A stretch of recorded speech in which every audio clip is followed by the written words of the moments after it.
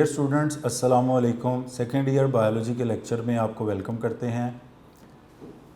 Dear students, second year का हम लोग चैप्टर नंबर 17 पढ़ रहे हैं और इससे प्रीवियस लेक्चर में हम लोगों ने नर्व इम्पल्स का टॉपिक स्टार्ट किया था और उसके रेस्टिंग मेम्ब्रेन पोटेंशियल के बारे में और उसको कंट्रोल करने वाले फैक्टर्स के बारे में हम लोगों ने मुकम्मल कर लिया था।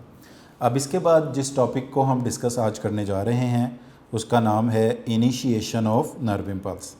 तो dear students, initiation of nerve impulse का टॉपिक अभी हम पढ़ेंगे। बुक में पेज नंबर इसका बनता है 64 से ये टॉपिक स्टार्ट हो रहा है, 63 से बल्कि, initiation of nerve impulse. Dear students, हमने बात की थी कि वो पोटेंशियल जो किसी मेम्ब्रेन, न्यूरॉन की मेम्ब्रेन के अक्रॉस एग्जिस्ट करता है उसको कहते हैं मेम्ब्रेन पोटेंशियल। अब एक मेम्ब्रेन पोटेंशियल होता है नॉन कंडक्शन की स्टेट में, जिसको हम पोलराइज्ड भी कहते हैं, जिसको हम रेस्टिंग मेम्ब्रेन पोटेंशियल भी कहते हैं, जिसमें आउटसाइड ऑफ मेम्ब्रेन पॉजिटिव और इनसाइड ऑफ मेम्ब्रेन नेगेटिव होती है, जिसको हम प्रीवियस लेक्चर में पढ़ चुके हैं।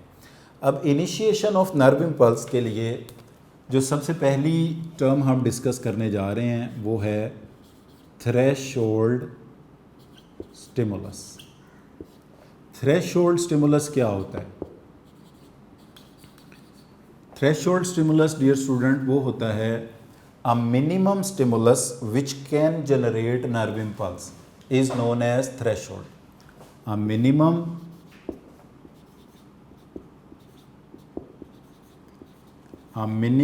Stimulus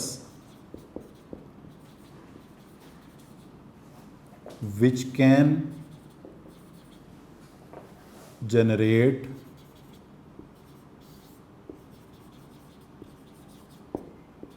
nerve impulse. A minimum stimulus which can generate nerve impulse is known as threshold. तो डियर स्टूडेंट्स, इसका मतलब ये होता है कि जब एक न्यूरॉन रेस्टिंग कंडीशन के अंदर होता है तो उस पर -70 मिली वोल्ट का इलेक्ट्रिकल पोटेंशियल होता है। तो ऐसा स्टिमुलस थ्रेशोल्ड मतलब जो उस रेस्टिंग मेम्ब्रेन पोटेंशियल में थ्रेशोल्ड स्टिमुलस यानी क्या होता है? ऐसा stimulus which can a minimum stimulus which can generate nerve impulse. इससे मुराद ये है कि threshold can change RMP of about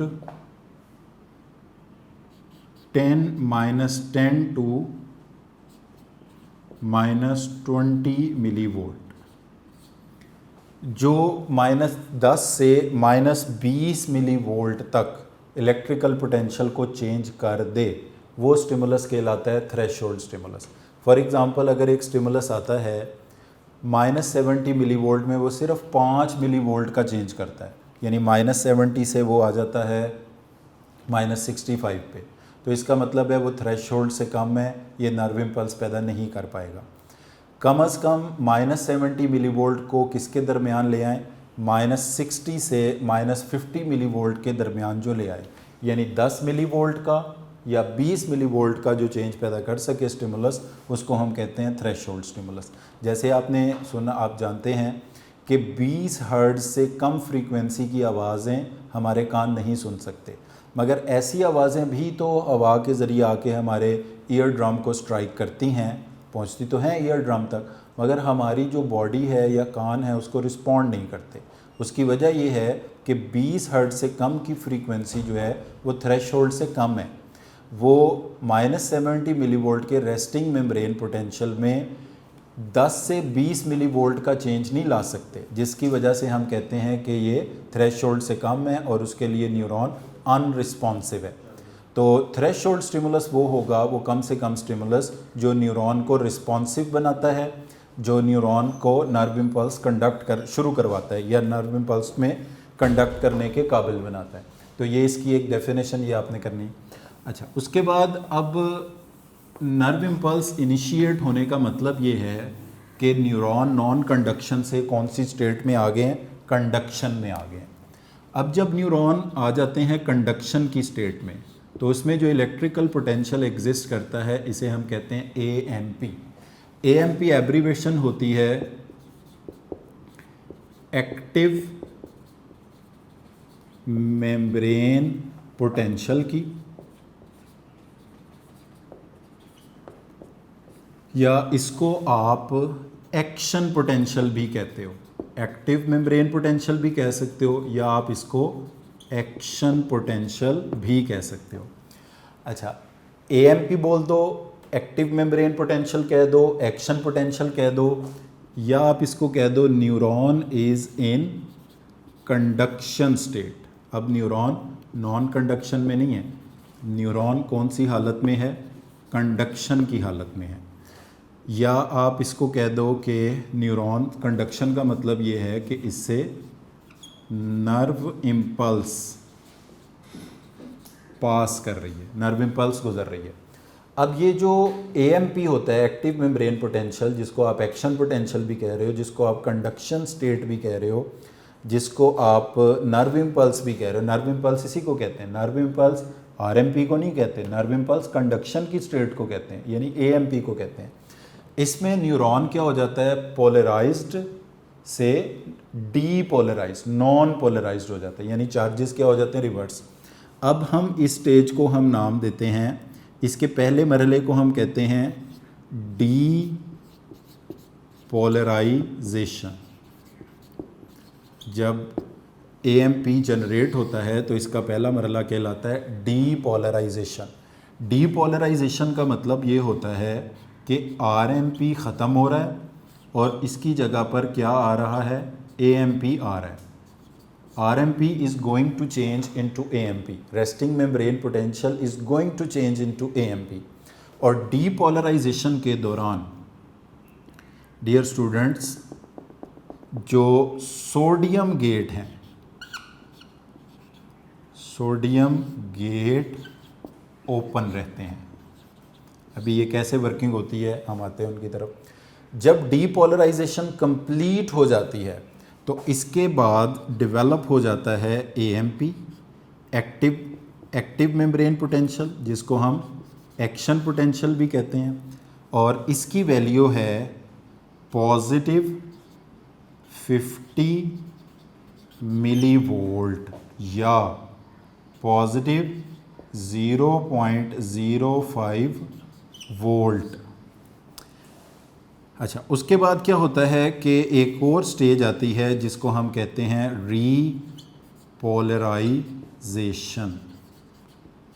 repolarisation का मतलब ये होता है कि AMP इज़ अगेन, दोबारा वापस किस में चेंज हो रहा है? RMP में।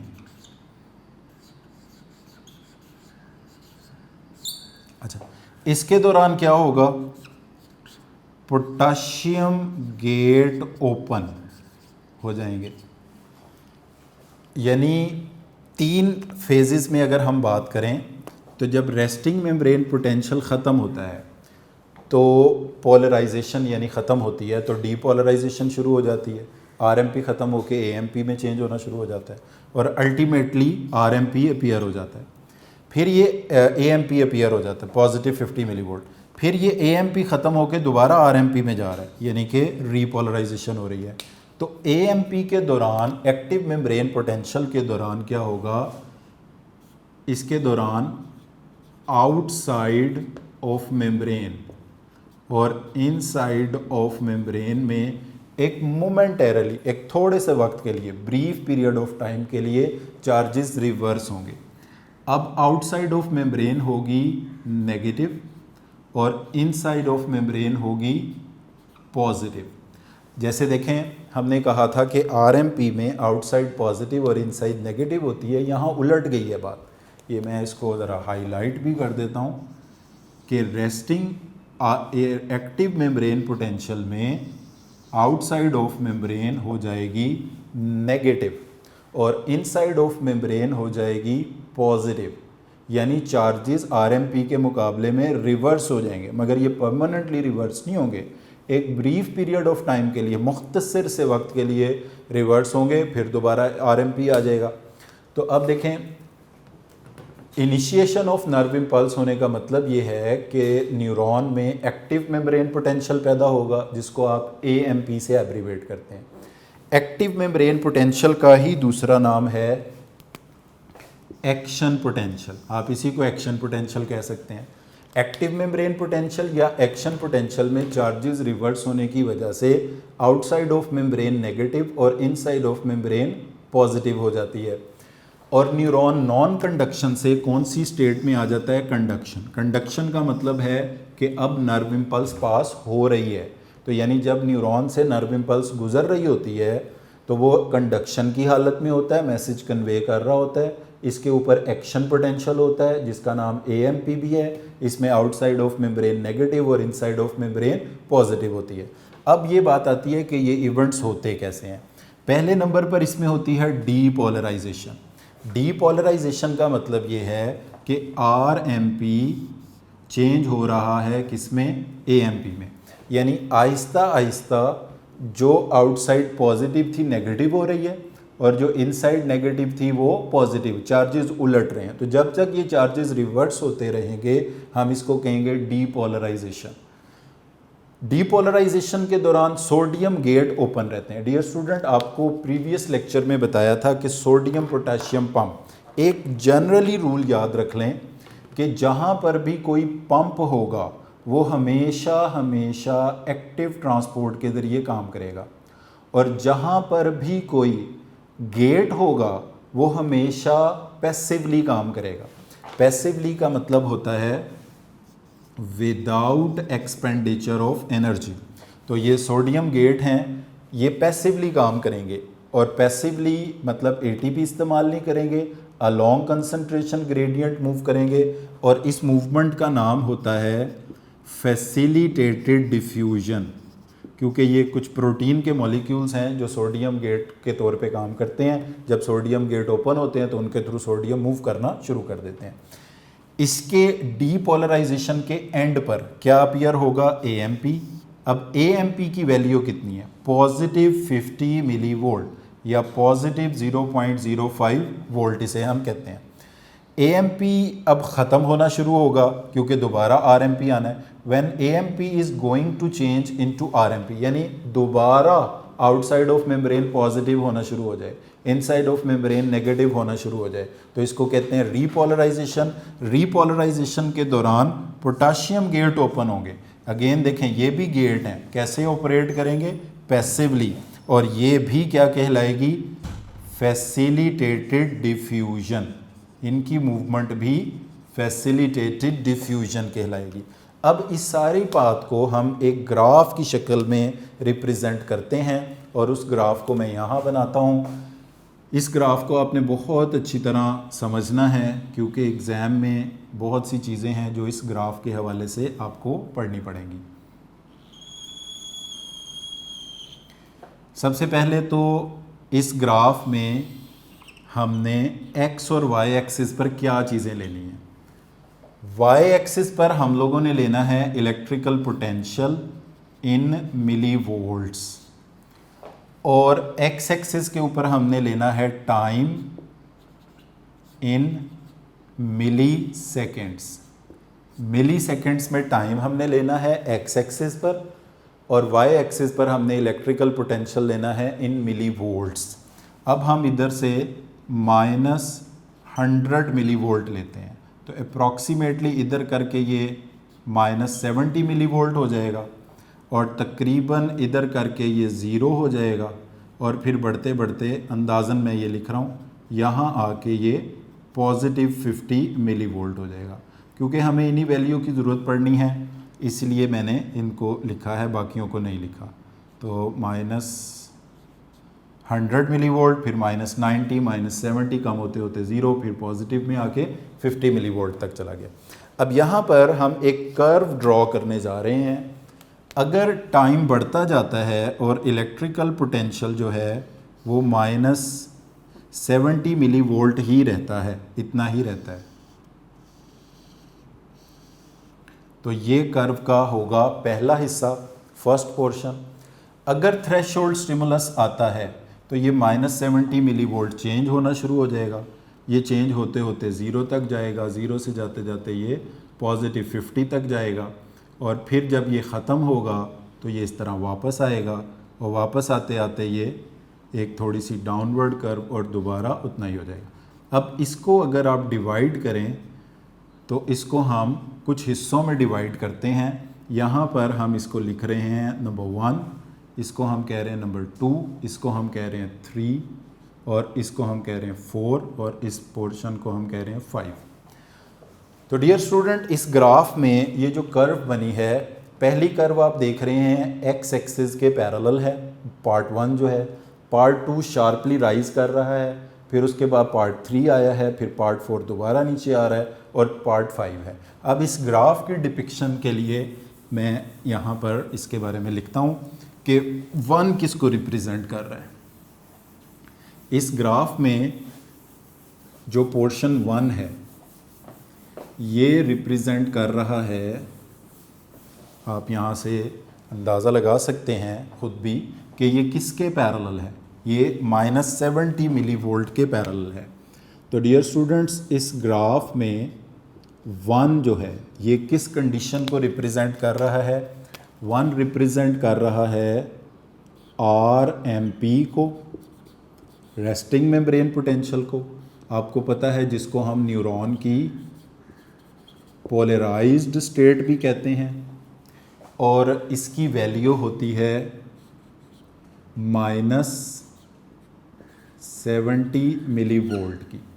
और इसमें जो मेम्ब्रेन की आउटसाइड है वो होती है पॉजिटिव, और जो मेम्ब्रेन की इनसाइड है वो रहती है नेगेटिव।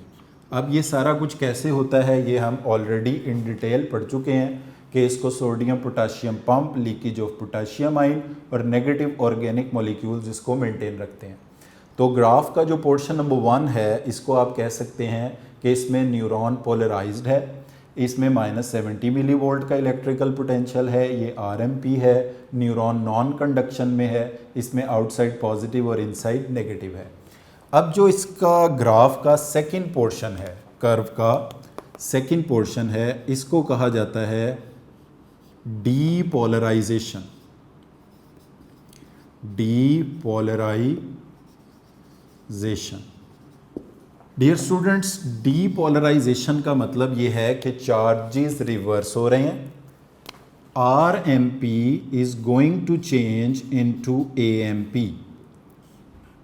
RMP AMP में तब्दील हो रहा है, और इस दौरान में सोडियम गेट ओपन हो चुके हैं। डियर स्टूडेंट्स, हम पढ़ चुके हैं कि जब सोडियम गेट ओपन होंगे तो ये गेट कैसे वर्क करते हैं? पैसिवली, फैसिलिटेटेड डिफ्यूजन से मटेरियल्स मॉलिक्यूल मूव करते हैं हाई कंसंट्रेशन से लो की तरफ। और हमने पढ़ा हुआ है कि सोडियम आयंस की कंसंट्रेशन आउटसाइड में 10 गुना ज़्यादा है और इनसाइड में 10 गुना कम है। तो इस दौरान में सोडियम किस तरफ जा रहे हैं? Sodium is moving from outside to inside. तो सोडियम किधर जा रहा है? आउटसाइड से इनसाइड की तरफ। इसके नतीजे में ये जो आउटसाइड हो रही है, आउटसाइड से तो सोडियम मूव कर रहा है ना, outside is going to be negative. पहले पॉजिटिव थी, अब नेगेटिव होने जा रही है। And inside is going to be positive. तो यानी कि चार्जेस रिवर्स होना शुरू हो गए हैं। तो जब तक ये काम चलता रहेगा, आउटसाइड नेगेटिव होती रहेगी, इनसाइड पॉजिटिव होती रहेगी, हम कहेंगे कि क्या हो रही है? डीपोलराइजेशन। तो डियर स्टूडेंट, ये कर्व का सेकंड पार्ट जो है यहाँ से लेके यहाँ तक ये रिप्रेजेंट कर रहा है डीपोलराइजेशन को, जिसका मतलब है कि RMP is going to change into AMP। Sodium gate open है, सोडियम किधर मूव कर रहा है? आउटसाइड। सोडियम मूव कर रहा है आउटसाइड से इनसाइड की तरफ, और आउटसाइड क्या होने जा रही है? नेगेटिव, और इनसाइड क्या होने जा रही है? पॉजिटिव होने जा रही है। रेस्टिंग मेम्ब्रेन पोटेंशियल में जो आउटसाइड पॉजिटिव थी, अब वो नेगेटिव उलट रही है। जो इनसाइड नेगेटिव थी वो उलटकर पॉजिटिव। जब तक ये चार्ज रिवर्स होते रहेंगे ये डीपोलराइजेशन ही कहलाएगी। इसके बाद जो ग्राफ में आप कर्व का तीसरा सेगमेंट देख रहे हैं, ये रिप्रेजेंट कर रहा है AMP को। AMP को और क्या नाम देते हैं हम? Action potential. AMP को एक्शन पोटेंशियल भी कह सकते हैं, एक्टिव मेम्ब्रेन पोटेंशियल भी कह सकते हैं, और इसकी वैल्यू है पॉजिटिव 50 मिलीवोल्ट।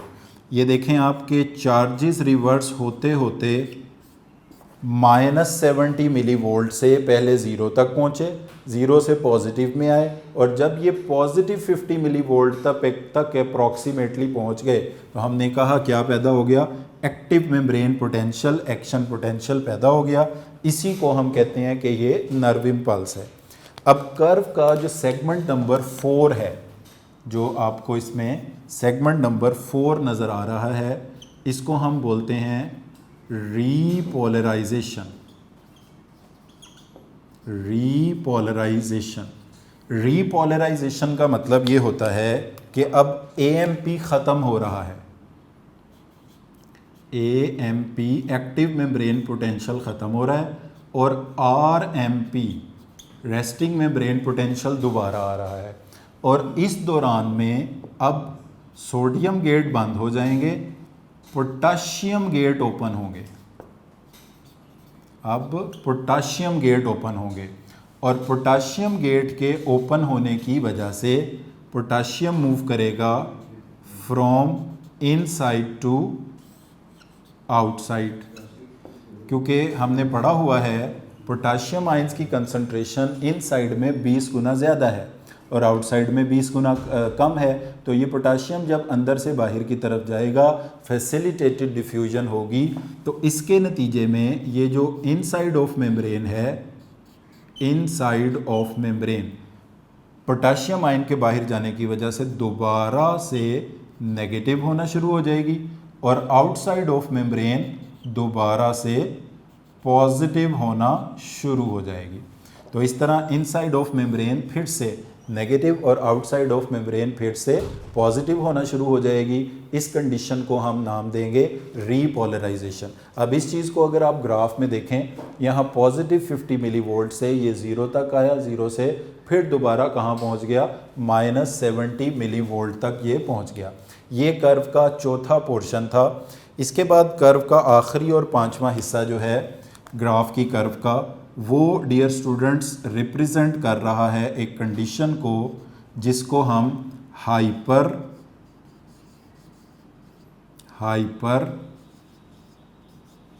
पोलराइजेशन कहते हैं, या इसका दूसरा नाम होता है रिकवरी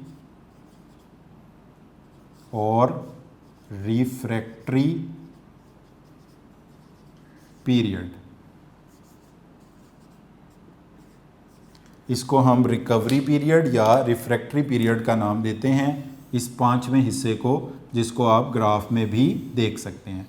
तो रिकवरी पीरियड या रिफ्रैक्टरी पीरियड क्या होता है, या हाइपर पोलराइजेशन क्या होता है, कि हमने यहाँ पर देखा कि रीपोलराइजेशन में पोटाशियम गेट ओपन थे, तो जब ये इलेक्ट्रिकल पोटेंशियल -70 मिलीवोल्ट तक पहुँच जाता है, इसके बावजूद कुछ वक्त के लिए, कुछ मूवमेंट के लिए पोटाशियम गेट ओपन रहते हैं इनर्शिया की वजह से, and it takes some time to completely close the potassium gate. तो जब तक वो सारे पोटाशियम गेट मुकम्मल नहीं होते बंद, तो ये इलेक्ट्रिकल पोटेंशियल -70 से may reach to the -90 millivolt. ये कहाँ तक पहुँच जाता है? -90 मिलीवोल्ट तक। इस कंडीशन को हम कहते हैं हाइपर पोलराइजेशन या रिकवरी पीरियड या रिफ्रैक्टरी पीरियड, एक बहुत से मुख्तसर वक्त के लिए। डियर स्टूडेंट, अभी जब हमने ये टॉपिक स्टार्ट किया तो वहाँ मैंने आपको बताया था कि वो मिनिमम स्टिमुलस जिससे नर्व इम्पल्स पैदा होती है, इसको हम कहते हैं रिकवरी, इसको हम कहते हैं थ्रेशोल्ड स्टिमुलस। और थ्रेशोल्ड स्टिमुलस कम अज़ कम 10 से 20 मिलीवोल्ट का चेंज पैदा करता है आरएमपी में। यानी आरएमपी अगर -50 या -60 मिलीवोल्ट के दरमियान आ जाए तो इसका मतलब है कि ये न्यूरॉन स्टिमुलस रिस्पॉन्सिव हो गया है, अब नर्व इम्पल्स पैदा होगी। अगर कोई न्यूरॉन हाइपर पोलराइजेशन की स्टेट में है, रिकवरी पीरियड में, रिफ्रैक्टरी पीरियड में, -90 मिलीवोल्ट है, इस दौरान में अगर थ्रेशोल्ड स्टिमुलस आ भी जाए, वो 10 से -20 मिली वोल्ट का चेंज पैदा कर भी दे तो -90 -70 पर आ जाएगा। इसका मतलब है नर्व इम्पल्स पैदा नहीं होगी। तो रिकवरी पीरियड, रिफ्रैक्टरी पीरियड हम इसको बोलते हैं। रिकवरी पीरियड, रिफ्रैक्टरी पीरियड या हाइपरपोलराइजेशन, तीनों नाम दुरुस्त हैं।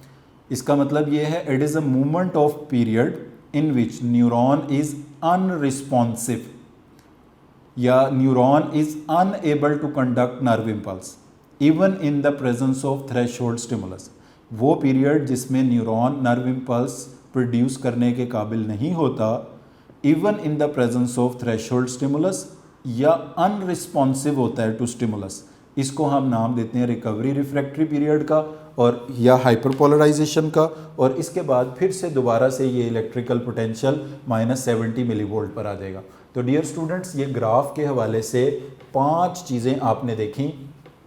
ग्राफ का ये पोर्शन रिप्रेजेंट कर रहा है पोलराइज स्टेट को, पोलराइज स्टेट को, आरएमपी को या नॉन कंडक्शन की स्टेट को, जिसमें इलेक्ट्रिकल पोटेंशियल -70 मिलीवोल्ट होता है, आउटसाइड ऑफ मेम्ब्रेन पॉजिटिव और इनसाइड ऑफ मेम्ब्रेन नेगेटिव होती है।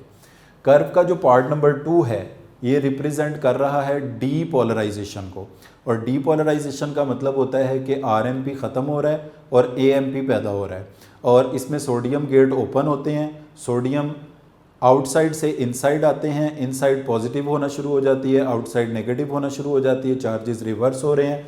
कितने रिवर्स होते हैं?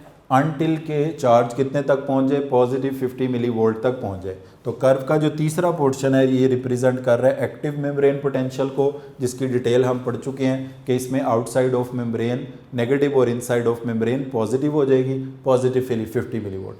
फिर उसके बाद चौथा पोर्शन कर्व का शुरू होगा रीपोलराइजेशन, जिसमें दोबारा आरएमपी पैदा हो रहा है और एएमपी ख़त्म हो रहा है।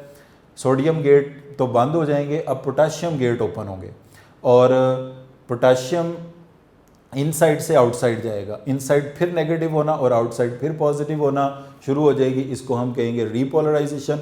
इसके बाद एक बहुत मुख्तसर सा वक्त ऐसा आएगा जिसमें इलेक्ट्रिकल पोटेंशियल -90 मिलीवोल्ट तक पहुंच जाएगा, इसको हम कहेंगे hyperpolarization. Recovery period, refractory period, ये वो इंटरवल ऑफ पीरियड होता है जिसमें न्यूरॉन अनरिस्पॉन्सिव होता है, unable to conduct nerve impulse होता है even in the presence of threshold stimulus. इस नर्व, डियर स्टूडेंट, इस नर्व इम्पल्स के अपीयर होके डिसअपीयर होने में, यानी यहाँ पर ये आरएमपी है और यहाँ पर फिर दोबारा से आरएमपी आने में, यानी एक बार नर्व इम्पल्स पैदा होके नर्व इम्पल्स ख़त्म हो गई और न्यूरॉन फिर दोबारा से ready to conduct another nerve impulse हो गया। तो इस पूरे कंडीशन, पूरे पोर्शन को में कितना वक्त लगता है? इसमें जो टाइम लगता है वो है 2 to 3 मिली सेकेंड्स। इसके लिए जो वक्त दरकार है वो है 2 से 3 मिली सेकेंड्स का वक्त इसके लिए दरकार है। अब डियर स्टूडेंट्स, नर्व इम्पल्स की स्पीड के हवाले से जस्ट 1-2 MCQs हैं। आपकी बुक में लिखा हुआ है कि जो मैक्सिमम नर्व इम्पल्स की स्पीड है वो है 120 मीटर पर सेकेंड, और जो एवरेज नर्व इम्पल्स की स्पीड है वो है 100 मीटर पर सेकेंड। और यहाँ पर एक बात आपको बता दूँ कि वो बुक में लिखी तो नहीं है, जो माइलिनेटेड न्यूरॉन्स होते हैं ये फास्ट कंडक्शन करते हैं। ये जो दोनों वैल्यूज़ दी गई हैं ये माइलिनेटेड न्यूरॉन्स के बारे में, माइलिनेटेड फाइबर्स। तो माइलिनेटेड न्यूरॉन्स में जिसमें माइलिन शीट प्रेजेंट होगी उसमें मैक्सिमम नर्व इम्पल्स की स्पीड 120 मीटर पर सेकंड रिकॉर्ड की गई है और नॉर्मल या एवरेज स्पीड जो है वो 100 मीटर पर सेकंड है। जबकि जो नॉन माइलिनेटेड होते हैं उनमें नर्व इम्पल्स की स्पीड बहुत कम होती है इसके मुकाबले में, और नॉन माइलिनेटेड में जो रिकॉर्ड की गई स्पीड है, नॉन माइलिनेटेड में वो है जस्ट 1/2 मीटर पर सेकेंड। अच्छा, और एक और बता दें आपको यहाँ पर बात कि नर्व इम्पल्स की स्पीड 2 फैक्टर्स पर डिपेंड करती है। एक तो ये हो गया माइलिन शीट प्रेजेंट होगी तो नर्व इम्पल्स की स्पीड ज़्यादा होगी, माइलिन शीट एब्सेंट होगी तो नर्व इम्पल्स की स्पीड कम होगी। दूसरा ये डिपेंड करता है कि न्यूरॉन का एरिया ऑफ क्रॉस सेक्शन कितना है। अगर न्यूरॉन थिक है तो नर्व इम्पल्स की स्पीड ज़्यादा होगी, और अगर वो थिन है तो नर्व इम्पल्स की स्पीड कम होगी। यानी एरिया ऑफ क्रॉस सेक्शन के नर्व इम्पल्स की स्पीड डायरेक्टली प्रोपोर्शनल है। जितना एरिया ऑफ क्रॉस सेक्शन ज़्यादा होगा उतनी स्पीड ऑफ नर्व इम्पल्स ज़्यादा, जितना कम होगा उतनी स्पीड ऑफ नर्व इम्पल्स कम। दूसरा फैक्टर, जिनमें माइलिन शीथ प्रेजेंट होगी उसमें नर्व इम्पल्स की स्पीड ज़्यादा होगी, और जिसमें माइलिन शीथ एब्सेंट होगी उसमें नर्व इम्पल्स की स्पीड कम होगी। तो डियर स्टूडेंट, ये हमारा सेकंड लॉन्ग क्वेश्चन था इस नर्व इम्पल्स के टॉपिक से, जिसको हमने यहाँ पर कंप्लीट किया है। इसके बारे में मैं आपको इन डिटेल बता दूँ कि इसमें आप लोगों ने क्या चीज़ें लिखनी है। क्वेश्चन इस तरह से आता है, define nerve impulse and explain the mechanism of initiation of nerve impulse. अब डियर स्टूडेंट्स, इसमें आप क्या लिखेंगे? इसमें आप पहले नर्व इम्पल्स को डिफाइन करेंगे, जैसे टॉपिक के शुरू में इलेक्ट्रिकल पोटेंशियल को डिफाइन करेंगे, मेम्ब्रेन पोटेंशियल को डिफाइन करेंगे। उसके बाद आपने रेस्टिंग मेम्ब्रेन पोटेंशियल वाला हिस्सा नहीं लिखना, आपने इनिशिएशन ऑफ नर्व इम्पल्स की हेडिंग पर आ जाना है। उसमें आप थ्रेशोल्ड स्टिमुलस का जिक्र करेंगे, एएमपी का जिक्र करेंगे, आउटसाइड इनसाइड में जो चार्जेस रिवर्स होते हैं उनका।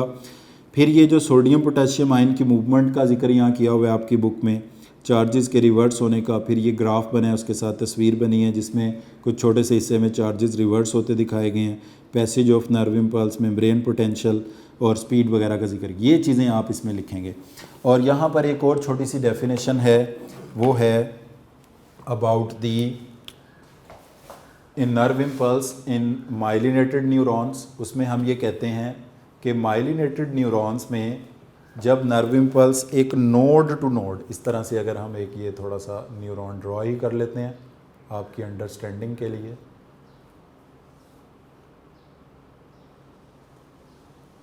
तो इस न्यूरॉन को अगर माइलिन शीथ ने कवर किया हुआ है तो इसमें ये होता है कि नर्व इम्पल्स ऐसे कंटिन्यूस स्टेडी नहीं जाती, बल्कि nerve impulse node to node jump करके जाती है।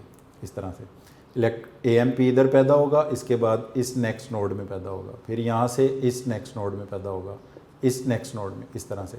तो इस तरह की नर्व इम्पल्स को बोलते हैं सॉल्टेटरी नर्व इम्पल्स। तो dear student, saltatory nerve impulse क्या होती है कि in myelinated neurons, myelin sheath का एक सेगमेंट होता है, उसके बाद कुछ गैप होता है जहाँ माइलिन शीथ प्रेजेंट नहीं होती, फिर माइलिन शीथ यानी माइलिन शीथ डिसकंटिन्यूस होती है। तो वो जगह जहाँ पर माइलिन शीथ मौजूद नहीं होती, इस प्लेस को कहा जाता है नोड ऑफ रेनवियर। और नोड ऑफ रेनवियर से जब इलेक्ट्रिकल पोटेंशियल यानी कि active membrane potential node to node jump करके जाता है, तो इस तरह की नर्व इम्पल्स को कहा जाता है सॉल्टेटरी नर्व इम्पल्स। अब एक मैं आपसे क्वेश्चन पूछता हूँ इसके हवाले से, आप बताएं कि सॉल्टेटरी नर्व इम्पल्स की स्पीड ज़्यादा होगी या कम? ऑब्वियसली अभी आपको मैंने बताया है कि ये कैसा न्यूरॉन है, माइलिनेटेड फाइबर है। तो माइलिनेटेड फाइबर में नर्व इम्पल्स की स्पीड ज़्यादा होती है as compare to the non myelinated fibre. तो ऑब्वियसली ये जो सॉल्टेटरी नर्व इम्पल्स है इसकी स्पीड ज़्यादा होगी। ये मैंने कुछ एमसीक्यू के पॉइंट भी आपको बता दिए कि मैक्सिमम नर्व इम्पल्स की स्पीड 120 मीटर पर सेकंड है, एवरेज 100 मीटर पर सेकंड है, और ये स्पीड एवरेज और मैक्सिमम माइलिनेटेड फाइबर्स के लिए है, क्योंकि नॉन माइलिनेटेड फाइबर्स में एवरेज स्पीड होती है 0.5 मीटर पर सेकेंड, ये जो कि बहुत कम है। और दो फैक्टर्स पे speed of nerve impulse depend करती है, माइलिन शीथ का प्रेजेंट और एब्सेंट होने पे, और एरिया ऑफ क्रॉस सेक्शन के। एरिया ऑफ क्रॉस सेक्शन के ये डायरेक्टली प्रोपोर्शनल है, और माइलिनेटेड न्यूरॉन में कंडक्शन की स्पीड ज़्यादा होती है as compare to the non myelinated fibers. तो डियर स्टूडेंट्स, यहाँ पर ये आपने अच्छी तरह से इस बात को याद रखना है कि इसमें लॉन्ग क्वेश्चन में आपने क्या क्या चीज़ें लिखनी हैं जो मैंने आपको समझाई हैं। इसके बाद जो हमारा नेक्स्ट टॉपिक होगा वो भी बहुत ही इम्पॉर्टेंट टॉपिक है as for examination point of view. उसका थोड़ा सा हम ब्रीफ सा इंट्रोडक्शन कर लेते हैं, उसकी डिटेल ऑब्वियसली हम नेक्स्ट लेक्चर में पढ़ पाएंगे क्योंकि वो एक लेंथी टॉपिक है। साइनैप्स का डियर स्टूडेंट्स ये टॉपिक है। देखें, जब एक न्यूरॉन दूसरे न्यूरॉन में नर्व इम्पल्स कन्वे करता है, there is no physical connection between neurons. Neurons के दरमियान कोई फिज़िकल कनेक्शन नहीं होता। न्यूरॉन्स के दरमियान एक माइक्रोस्कोपिक छोटा सा गैप होता है। तो जब एक न्यूरॉन से नर्व इम्पल्स दूसरे न्यूरॉन तक पहुंचती है तो उस माइक्रोस्कोपिक गैप के ज़रिए पहुंचती है। इस माइक्रोस्कोपिक गैप और इसके साथ एसोसिएटेड पार्ट्स को कहा जाता है साइनैप्स। तो डियर स्टूडेंट, इस टॉपिक को हम टेकअप करेंगे नेक्स्ट लेक्चर में। अभी हम इस लेक्चर को इधर ही वाइंड अप कर रहे हैं, मुकम्मल कर रहे हैं। और इसमें इन 2 लेक्चर्स में, आज के और इससे प्रीवियस लेक्चर में, आपको नर्व इम्पल्स के टॉपिक को 2 हिस्सों में पढ़ाया है। एक हिस्से में रेस्टिंग मेम्ब्रेन पोटेंशियल और उसके फैक्टर, और दूसरे हिस्से में नर्व इम्पल्स कैसे इनिशिएट होती है और उसको कंट्रोल करने वाले फैक्टर्स क्या हैं। बहुत इंपॉर्टेंट टॉपिक है ये एग्जामिनेशन पॉइंट ऑफ व्यू से भी और एंट्री टेस्ट के पॉइंट ऑफ व्यू से भी। तो आज के लेक्चर को हम इधर ही वाइंड अप करते हैं। इसके MCQs और शॉर्ट क्वेश्चंस आपने इवन लॉन्ग क्वेश्चन भी और डायग्राम्स भी अच्छी तरह से प्रैक्टिस करनी है फॉर एग्ज़ाम के लिए। तो thank you very much for today.